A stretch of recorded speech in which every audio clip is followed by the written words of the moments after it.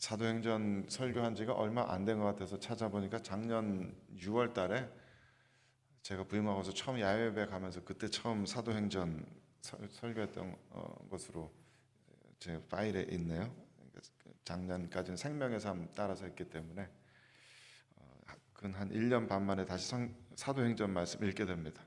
근데 이번에는 성경 처음부터 쭉 읽어가다가 다시 사도행전 보게 되니까 느껴지는 바가 좀 다른 것 같아요. 두 가지 두드러진 그 주제를 우리 사도행전에서 눈여겨봐야 할 텐데요. 첫째는 어떤 이들은 사도행전을 성령행전이라고까지 이야기합니다. 그 이야기는 성령의 이야기입니다. 성령 하나님께서 어떻게 새로운 역사를 열어가시면서 구약 성경의 선지자들을 통해서 예언된 그 말씀들을 성취시켜 나가는지 우린 그것을 확인해 봐야 할 것입니다. 세계 열방이 여호와의 이름 앞에 모여서 주님께 예배드리게 될 것이라는 그 선지자들의 예언의 말씀이 이 사도행전에서는 성령 하나님의 인도하심 아래 그리고 교회를 통해서 이루어져 가는 것을 볼 수가 있습니다. 이거 사람들의 이야기로 볼 수 있는 것은 아니고요. 이 안에서 어떻게 부흥의 비결을 찾거나 어떤 선교의 어떤 플랜을 이렇게 참고 정도는 할 수 있겠지만 그게 주요 메시지는 아닌 것입니다. 오히려 교회가 하나님의 손가락들이 되어서 어떻게 성령의 역사하심에 따라가고 있는지 그거를 우리는 눈여겨봐야 할 것입니다. 또 하나는 유대교에서 기독교회가 어떻게 갈라지는가 하는 그 역사입니다. 거기에 대해서 굉장히 중요한 텍스트죠. 분명히 하나님의 나라의 씨앗은 놀랍게도 저희들이 보기엔 놀랍게도 유대교 안에 먼저 심어졌습니다. 유대교 안에서 숨겨져 있던 그 하나님 나라의 씨앗이 이제 때가 이르게 되니까 예수님의 제자들을 통해서 싹을 틔우고 그래서 유대교 안에서 갈등과 충돌을 경험하게 되고 급기야는 완전히 갈라지게 되는 그런 모습을 우리는 볼 수가 있어요. 분명히 하나님의 나라는 어떤 한 종교적인 시스템 안에서 제한될 수 있는 것이 아니라는 것을 우리는 확인할 수 있고요. 그 과정을 어떻게 이 성령 하나님의 인도하심 가운데 초대교회 교인들이 제자들이 지혜롭게 지나왔는지 그것을 우리는 확인해 볼 수 있습니다. 어떤 식으로 개혁이 일어나는가, 어떤 식으로 변혁이 일어나는가 그런 것들을 볼 수 있는 거죠.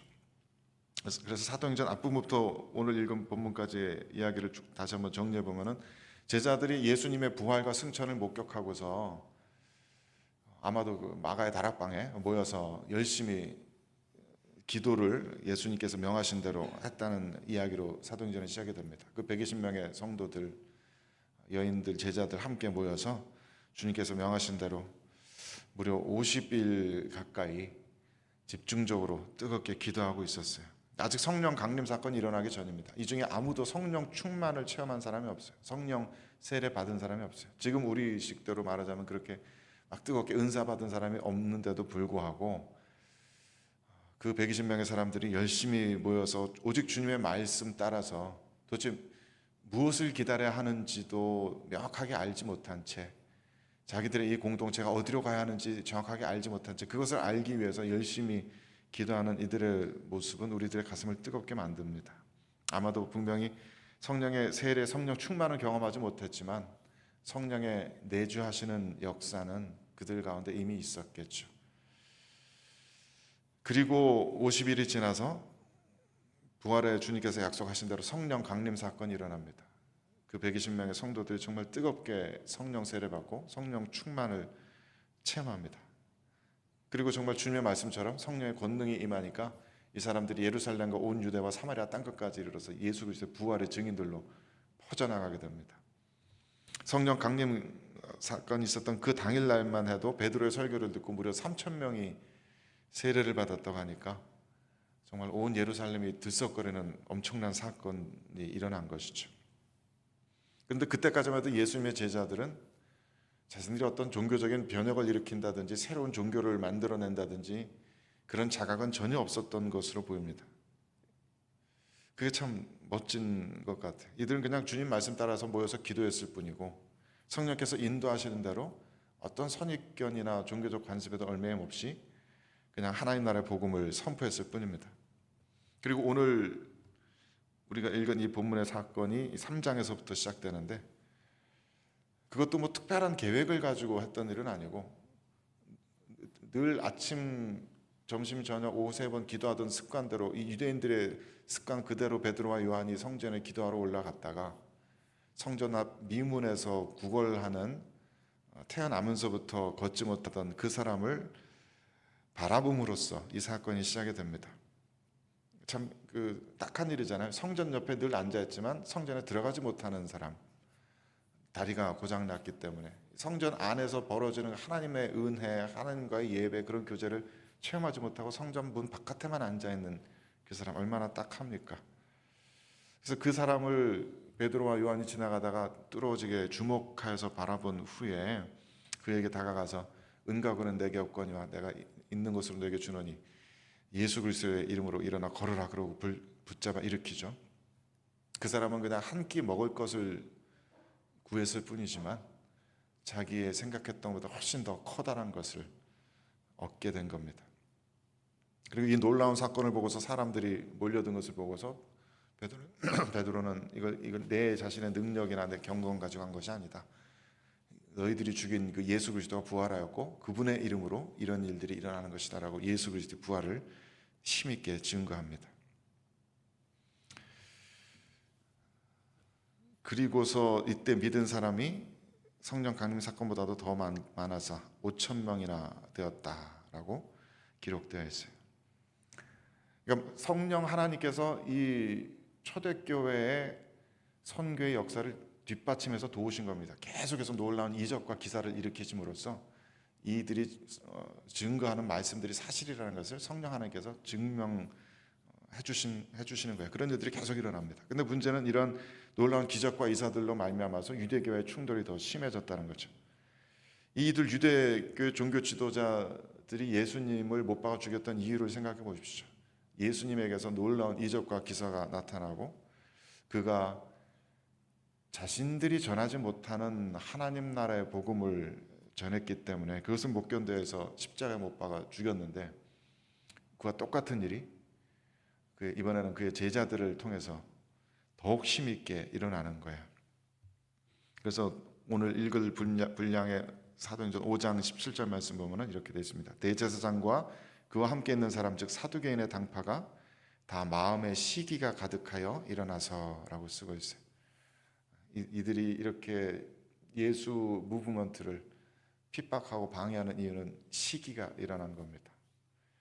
자기들이 해야 되는 일인데 자기들이 하지 못하는 그 일들을 저들이 하기 때문에, 아마 이 유대인 종교 지도자들에게도 자신들이 하나님의 말씀 맡은 자라는 자각이 분명히 있었을 거예요. 그건 어느 정도 사실이기도 하죠. 그 고대 사회에 하나님의 율법책을 읽을 수 있는 사람들이잖아요, 유일하게. 그래서 자기들만이 하나님의 말씀을 읽을 수 있고 그것을 자기들만이 전해줄 수가 있었어요. 거기에 대한 전문적인 지식과 경험들이 분명히 있었습니다.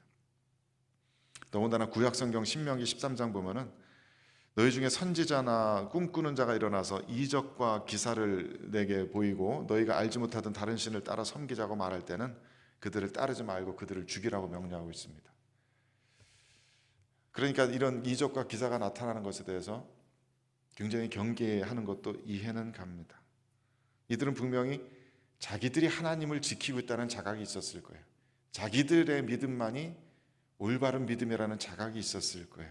저 예수와 그의 도당들은 모두 이단들이고 사회를 어지럽히고 백성들에게 잘못된 교리를 전하는 나쁜 사람들이라는 그런 신념이 있었을 겁니다. 그래서 오늘 본문에서도 베드로가 그 미문 앞에 앉았던 날 때부터 걷지 못했던 자를 고친 것을 사건을 두고서 너희가 무슨 권세와 누구의 이름으로 이 일을 행하느냐라고 다그칩니다. 베드로는 그 어떤 종교적인 권세를 받은 적이 없지요. 종교인이 아닙니다. 그 어떤 직분, 종교인으로서의 직분을 가지지 않습니다. 학문 없는 범인이라고 그랬는데 어떤 랍비에게도 제대로 하나님 말씀 배운 적이 없습니다. 그들 생각에 그런 사람들이 함부로 하나님에 대해서 이렇다 저렇다 떠드는 것은 굉장히 위험한 것으로 여겨지는 것이죠. 그러니까 깊이 좀 생각해 볼 만한 말씀이에요. 분명히 놀라운 이적과 역사가 일어나는데 종교 지도자들 보기엔 자기들이 배운 것, 자기들이 경험한 것에 들어맞지 않아요. 그래서 이들은 받아들이지 못합니다. 그게 하나님을 지키는 거라고 자기들이 생각합니다. 이 현대 찬양운동 일어나는 것과 똑같은데, 현대 찬양운동 일어날 때 그 어떤 예배 신학책을 뒤져봐도 이런 현대 찬양운동에 대한 정당성을 말할 수 있는 신학책이 전혀 없었어요. 제가 한 15년 전에 공부할 때까지만 해도 그런 서적이 거의 없었습니다. 이 북미 대륙에서 두 번째로 크다는 토론토 대학 그 도서관에 그것을 설명해 줄 수 있는 책이 거의 없었어요. 하지만 이미 성령의 역사는 온 세계에 일어나고 있는 걸 어떡합니까? 우리들의 신학에는 맞지 않지만 그것을 통해서 수많은 젊은이들이 예수 그리스도께 나오고 예배 부흥이 일어나고 있는 걸 어떡합니까? 이 종교 지도자들은 자기들의 신념을 포기하지 않아요. 그냥 내가 믿고 있는 게 맞다라고 믿고 저 성령 하나님의 역사를 불러일으키는 사람들을 핍박하는 거예요. 그게 참 놀랍고도 한편으로는 두려운 일이죠. 우리는 우리가 올바른 편에 서 있다는 걸 어떻게 확신할 수 있을까? 장로교가 옳다는 것을, 개신교가 옳다는 것을 어떻게 이렇게 확신할 수 있을까? 성경 바라볼수록 그게 참 늘 두렵게 느껴집니다. 옳고 그른 것의 기준이 성경이라는 것은 누구나 동의하지만, 최소한 개신교인들은 전부 다 동의하지만, 그 성경을 내가 올바로 해석하고 있다는 것은 무엇으로 확신할 수 있을까? 베드로가 전하는 말씀 보면 그 말씀은 오히려 참 심플합니다. 10절에서 13절 말씀 다시 한번 제가 읽어볼게요. 너희와 모든 이스라엘 백성들은 알라. 너희가 십자가에 못 박고 하나님이 죽은 자 가운데 살리신 나사렛 예수 그리스도의 이름으로 이 사람이 건강하게 되어 너희 앞에 섰느니라. 이 예수는 너희 건축자들의 버린 돌로서 집 모퉁이의 머릿돌이 되었느니라. 다른 이로서는 구원을 받을 수 없나니 천하 사람 중에 구원을 받을 만한 다른 이름을 우리에게 주신 일이 없음이라 하였더라. 우리는 이 본문 주의 깊게 살피고 묵상해야 될 텐데요. 너희는 너희들이 하고 있는 것이 옳다는 걸 뭐라고 증명하냐? 라고 물어볼 때 베드로의 대답이 이건 거예요. 자기들이 보고 들은 것, 주님께서 부활하셨고 그분의 이름으로 이 사람이 건강하게 되었고, 그리고 그분에 대한 말씀이 성경에 이렇게 건축자들의 버린 돌이 집 모퉁이의 머릿돌이 된다는 성경 말씀에 쓰여 있었고, 우리는 이 말씀이 바로 이 사건을 가리킨다고 믿는다. 그리고 우리 모두가 정말 지키고 또 지켜야 될 아주 복음의 본질적인 핵심 중의 말씀, 다른 이로서는 구원을 받을 수 없나니 천하 사람 중에 구원을 받을 만한 다른 이름을 우리에게 주신 일이 없습니다. 나중에 보면은 이 5장에 그 가말리엘이요, 사도 바울의 스승 가말리엘이 이것 때문에 유대교 안에서도 막 이렇게 논쟁이 일어나니까 참 지혜롭게 이렇게 얘기합니다. 이들의 사상과 소행이 하나님께로부터 난 것이 아니면은 저절로 무너질 것이다. 이것이 하나님께로부터 난 것이면 우리는 무너뜨리지 못할 것이다. 우리가 오히려 하나님을 대적하는 자가 될 것이다. 그러니 두려운 마음으로 지켜보자. 가말리엘은 참 지혜롭게 그렇게 이야기해요. 베드로도 마찬가지로 자기들이 뭔가 새로운 것을 일으키고 있다고 기존 종교 시스템, 기존 유대교 시스템을 부인하지 않습니다. 그냥 그 사람들이 정한 대로 감옥에 가두겠다 그러면 감옥에 들어가고, 나오라 그러면 나오고, 벌 주면 벌 받습니다.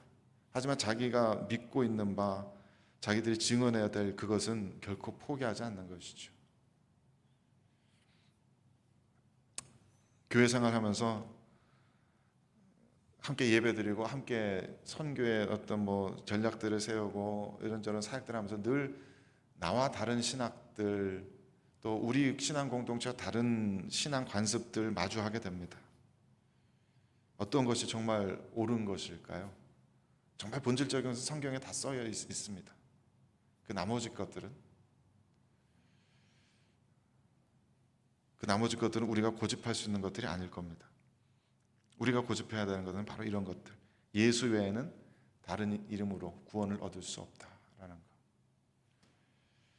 그 외 것들은 가말리엘처럼 두려운 마음으로 정말 성령의 역사가 어떻게 일어나시는지 지켜봐야겠죠.